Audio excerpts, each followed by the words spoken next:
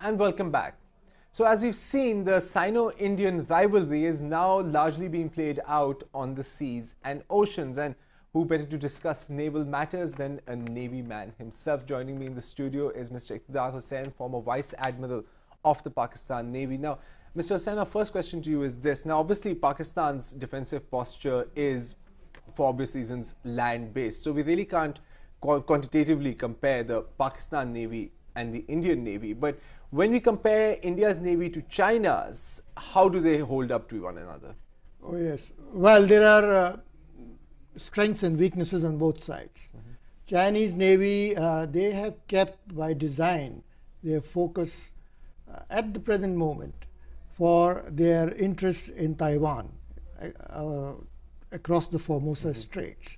Because right now their main aim is that Formosa or Taiwan should be contained as far as possible and should become eventually part of the mainland China. Therefore, because it is across the water, so the Chinese Navy by and large for a number of years focused its attention on Taiwan.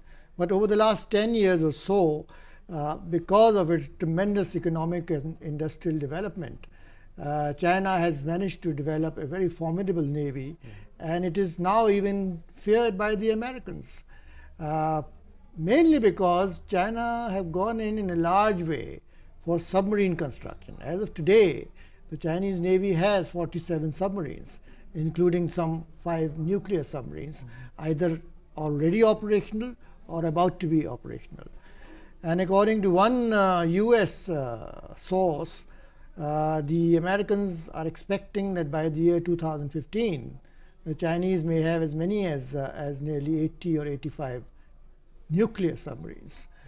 And they are particularly worried about the level of the technology, because one of the highest factors about submarine operations is that the submarines should be what they call quiet. They should not make noise. If they make noise underwater, then they are detected. And they are saying that actually the Chinese submarines that are now in the planning stage are going to be very, very quiet submarines. Now, compared to India, the Chinese have started moving out of the South China Seas and coming into this part of the world, in the Indian Ocean and the Arabian Sea. Mr. Hussain, you pointed out China needs to support its economy. And that means energy, that means oil, which also means unrestricted access to the Gulf and also increasingly to Africa. Now, if we turn our attention to this map here, these are, as you pointed out earlier during the break, we weren't on air then, but these are naval facilities that China possesses. They're called the String of Pearls. And obviously, Aden is not in the map. They're planning a base over there near the Gulf of Aden somewhere. But over there in that furthest most little red cross, that's Gwadar right there. Now, this is called the String of Pearls. So how bright or how big a pearl in the string is Gwadar itself?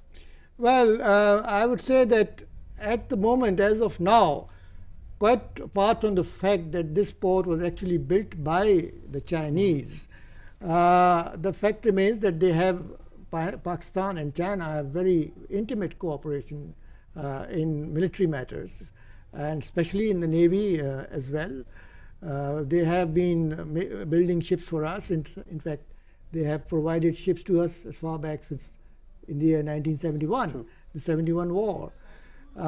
So having built this port, there is a natural affinity, and they have, until recently, just about a year ago, 2 of their warships came to Karachi. They also visited Gwadar, and recently we had a seminar, in fact, about 6 months ago in Karachi, where they participated, and they indicated their interest for logistic support that it would be required. They anticipate that very well for their ships because of this very long line of sea lines of communication for their energy supplies.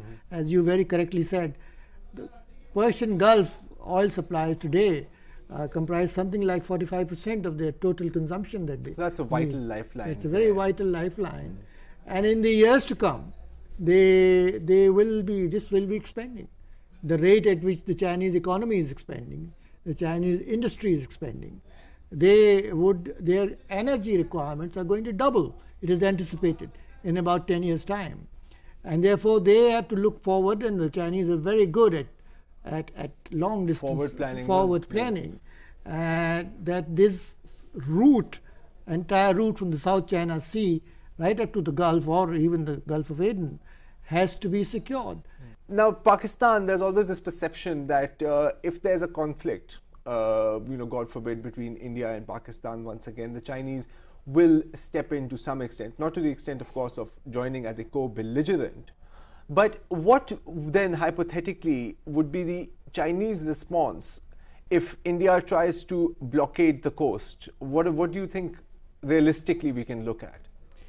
Frankly, I have serious doubts that there is very much that the Chinese could do in that particular scenario that you're talking about.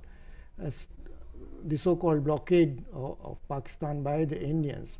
What, of course, they would do, as they had done way back in '65 and then to a lesser degree in 1971, is to put psychological and diplomatic pressure on the Indians. And the maximum pressure they can bring forth is here in Nefa area, by moving their land forces closer to the border or making maneuvers that show a certain threatening posture. To my mind, that would be the most effective way of putting pressure on the Indians. But let me say a word or two. This term blockade is talked about very frequently, I have heard, in different discussions. I would like to emphasize that blockade of Pakistani ports by the Indian Navy is not possible. Mr. Hussain, now given Gawada's importance, I mean, given that the fact that Pakistan is currently walking a bit of a tightrope, because despite the US-China trade, I mean, think tanks in the US, writings in the US, it's becoming increasingly clear that if they see any strategic competitor in the world up in the next 10 years or so, that's China. Now, Pakistan is in the problem that there's a lot of US influence. We are purportedly a US ally, but we're also increasingly close to the Chinese. Now, behind the scenes, how difficult a tightrope is that for Pakistan to walk? Not a particularly difficult tightrope. Okay. I think as far as the United States and Pakistan are concerned, you're aware of the current difficulties that we are having in the war on terror. That the relationship between the two of us, United States and Pakistan, has been what they call a sine curve. You see, we have our ups and downs. There have been crests and there have been troughs. So it is a relationship which is entirely dictated by the US interests. If there is a problem in Afghanistan, they come to us. When that problem subsides, then they withdraw, they impose sanctions, etc., etc. But where China is concerned, it has been a long-lasting, it has been a consistent relationship of intertwining mutual interests. And Pakistan was one of the first countries when China was very isolated that Pakistan interacted with China and provided whatever outlets that were required at that time, diplomatically and otherwise. So personally, I see no difficulty at all. I think at the end of the day, within Pakistan's inner circles, I think there is a deep realization that the future of Pakistan, as far as security is concerned, in the long term, is linked with China, not so much with the United States. Okay, well, thank you very much, Mr. Hussain. That was a very enlightening conversation, and well, I certainly hope that clarified a lot of these matters that have been preying on people's minds for, well, several years, and especially in the light of Indian Army Chief General Deepak Kapoor's recent statements. This unfortunately brings us to the end of the show for this week. Questions, comments, hate mail, if any, go as always to cs@dawnnews.tv. Until next week, I'm Zarrar Khuhro, and you've been watching Counterspin.